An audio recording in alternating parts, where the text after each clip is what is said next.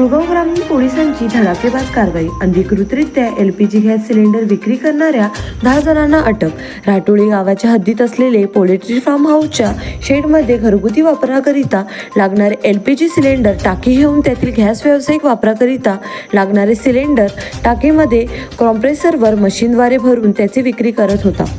सदर ठिकाणाची गुप्त माहिती मिळताच त्याची पडताळणी करण्यासाठी कुळगाव ग्रामीण पोलीस स्टेशनचे प्रभारी अधिकारी श्री गोविंद पाटील हे त्यांच्या पथकासोबत सदर ठिकाणी गेले असताना त्या ठिकाणी कॉम्प्रेसर मशीनद्वारे घरगुती वापराच्या लाल रंगाच्या LPG सिलेंडरमधून व्यावसायिक वापराच्या निळ्या सिलेंडरमध्ये अनधिकृतरित्या कोणतेही परवाना नसताना गॅस भरत होते.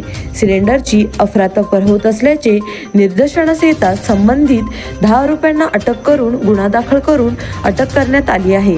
या प्रकरणात एकूण 32,20,500 रुपये किमतीचा मुद्देमाल जप्त करण्यात आलेला आहे.